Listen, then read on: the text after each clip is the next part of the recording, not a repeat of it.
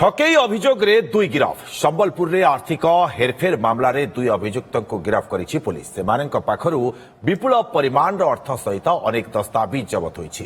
23,46,000 ନଗଦ ଟଙ୍କା ଜବତ କରିଛି ସମ୍ବଲପୁର ପୁଲିସ। ପ୍ରେସମିଟ୍ କରି ଏହି ସୂଚନା ଦେଇଛନ୍ତି ସମ୍ବଲପୁର ଏସ୍ପି।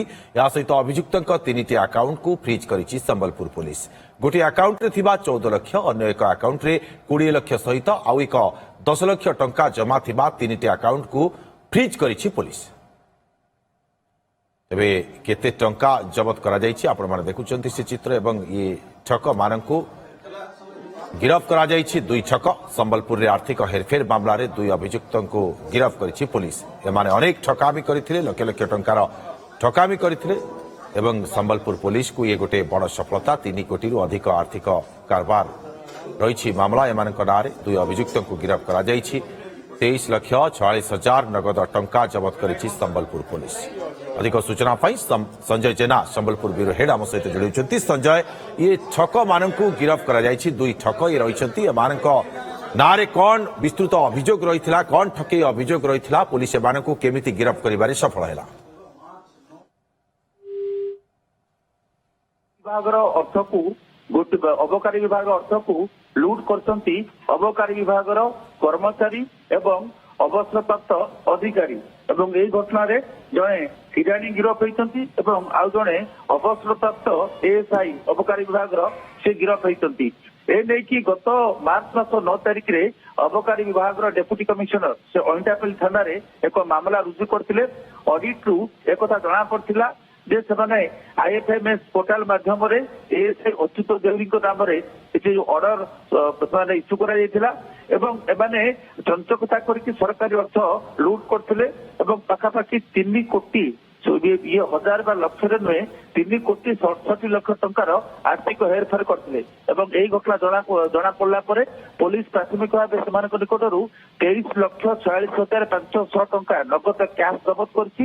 ସେହିପରି ସେମାନଙ୍କର ବିଭିନ୍ନ ଆକାଉଣ୍ଟରେ ରହିଥିବା 44 ଲକ୍ଷ ଟଙ୍କାକୁ ଫ୍ରିଜ୍ କରିଛି, ତାଙ୍କ ବ୍ୟାଙ୍କ ଆକାଉଣ୍ଟକୁ ଫ୍ରିଜ୍ କରିଛି ଏବଂ 2 ଜଣଙ୍କୁ ଗିରଫ କରିଛି ପୋଲିସ ବର୍ତ୍ତମାନ ତଦନ୍ତ ଆରମ୍ଭ କରିଛି। ତଦନ୍ତ ଆଗକୁ ବଢୁଛି। ପ୍ରକୃତରେ ଏହି ଘଟଣାରେ କେବଳ ସେଇମାନେ ସମ୍ପୃକ୍ତ ଅଛନ୍ତି ନା ଅନ୍ୟମାନଙ୍କ ସମ୍ପୃକ୍ତି ରହିଛି?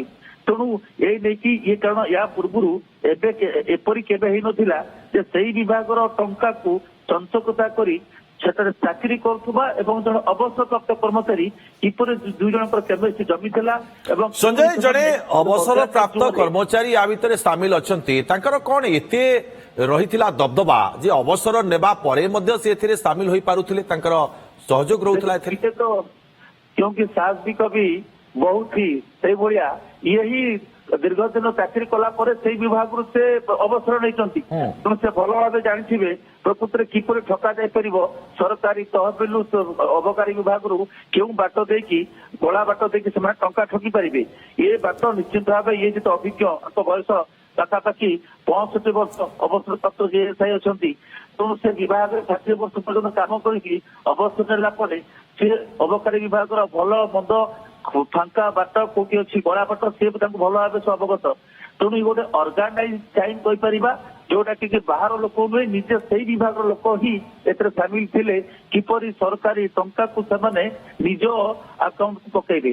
ତେବେ ଏଫଆଇଆର ହେଲା ପରେ ଅଇଁଠାପାଲି ଥାନାରେ ହେଲା ପରେ ନିଜେ ଏଫଆଇଆର ଦେଇଥିଲେ ଅବକାରୀ ବିଭାଗର ଡେପୁଟି କମିଶନର ଏବଂ ସେଇ ଆଧାରରେ ପୋଲିସ ଏକ ମାମଲା ଅଇଁଠାପାଲି ଥାନା ପୋଲିସ ଏକ ମାମଲା ରୁଜୁ କରିକି ତଦନ୍ତ ଆଗକୁ ବଢେଇଥିଲା।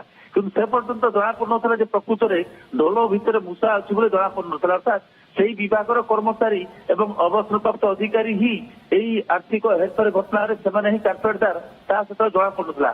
ଏବଂ ଭାବନ୍ତୁ 3,67,00,000 ଟଙ୍କା ଇଏ ଗୋଟେ ଛୋଟ ଆମାଉଣ୍ଟ ନୁହେଁ। ତେଣୁ ଗୋଟେ ବିଧିବଦ୍ଧ ଭାବେ ଅଭ୍ୟାସଗତ ଭାବେ କୋଅର୍ଡିନେଟେଡ ୱେରେ ଏଇ କ୍ରାଇମ ସେମାନେ କରିଛନ୍ତି। କିନ୍ତୁ ସେମାନେ ବୋଧ ହୁଏ ଏଇ ଅନୁମାନ କରିପାରିନଥିଲେ। ହଁ, ନଭେମ୍ବର 2022 ଅକ୍ଟୋବର 2025 ମଧ୍ୟରେ ହିଁ ଏଇ ଆର୍ଥିକ ଅନିୟମିତତା ହେଇଛି। 2022 ନଭେମ୍ବରରୁ 2025 ଅକ୍ଟୋବର ଏଇ ଯୋଉ ରହିଛି ଫାଇନାନ୍ସିଆଲ ବା ଏଇ ଅବଧି ଭିତରେ ହିଁ ଏଇ ଅନିୟମିତତା ଘଟିଥିଲା। ମାନେ 3 ବର୍ଷ ଭିତରେ ଏତେ ସବୁ କାରନାମା ଏମାନେ କରିଥିଲେ। ସେଇ ଅବଧି ଭିତରେ ହିଁ ସେମାନେ ବିଭିନ୍ନ ପର୍ଯ୍ୟାୟରେ ଅନଧିକୃତ ଭାବେ ନକଲି ରେକର୍ଡ ବିଭିନ୍ନ ଦସ୍ତାବିଜ ପ୍ରସ୍ତୁତ କରିକି ଜାଲିଆତି କରିକି ବ୍ୟାଙ୍କ ଆକାଉଣ୍ଟକୁ ଟ୍ରାନ୍ସଫର କରିଥିଲେ, ଫେକ୍ ଟ୍ରାଞ୍ଜାକ୍ସନ କରିଥିଲେ ଏବଂ ସେଇ ଟଙ୍କା ଗୁଡିକୁ ଯୋଉ ଆକାଉଣ୍ଟରେ ରଖିଥିଲେ ସେଇ ଆକାଉଣ୍ଟରୁ ବର୍ତ୍ତମାନ 44 ଲକ୍ଷ ଟଙ୍କା ଭିନ୍ନ ଭିନ୍ନ ଆକାଉଣ୍ଟରେ ରହିଥିବା 44 ଲକ୍ଷ 44 ଲାଖ ରୁପିଜ ଯୋଉ ସେଇ ଆକାଉଣ୍ଟକୁ ବର୍ତ୍ତମାନ ଫ୍ରିଜ୍ କରାଯାଇଛି ସୋ ଦ୍ୟାଟ୍ ସେ ଆକାଉଣ୍ଟରେ ଆଉ ୱିଥଡ୍ର କରାଯାଇ ପାରିବ ନାହିଁ ଏବଂ ଆଉ ଅବଶିଷ୍ଟ ଟଙ୍କା କୁଆଡେ ଗଲା, କାହା ପାଖରେ କେତେ ଟଙ୍କା ଅଛି, କାହା ପାଖରେ ବିନିଯୋଗ କରାଯାଇଛି, ଏଇ ଘଟଣାରେ କେବଳ ଏଇ 2 ଜଣ ଅଛନ୍ତି ନା ଆଉ କିଏ ଅଛନ୍ତି ସେମାନେ ସ୍କାନରକୁ ଆସିନାହାନ୍ତି। ତେଣୁ ପୋଲିସର ତଦନ୍ତ ଆଗକୁ ବଢିବା ସହିତ ଅନୁମାନ କରାଯାଉଛି ହୁଏତ ଯଦି ଏଇ ନେଟୱାର୍କରେ ଆଉ କାହାର ଏଥିରେ ନିଶ୍ଚିତ ଭାବରେ ସଞ୍ଜୟ, ଯେମିତି ଆପଣ ସୂଚନା ପ୍ରଦାନ କରୁଛନ୍ତି 23,40,000 ଅଧିକ ଟଙ୍କା ଜବତ କରାଯାଇଛି ନଗଦ ଏବଂ 3ଟି ଆକାଉଣ୍ଟକୁ ଫ୍ରିଜ୍ କରିଛି ପୋଲିସ ଏବଂ ବର୍ତ୍ତମାନ ମଧ୍ୟ ଅନୁସନ୍ଧାନ ଜାରି ରହିଛି ପୋଲିସର ଯେ ପ୍ରକୃତରେ ଏମାନଙ୍କ ସହିତ ଆଉ କିଛି ଲିଙ୍କ ରହିଯାଇଛି କି। ବହୁତ ବହୁତ ଧନ୍ୟବାଦ ଆପଣଙ୍କୁ ତମାମ ସୂଚନା ଏବଂ ଆଲୋଚନା ପାଇଁ ସଞ୍ଜୟ।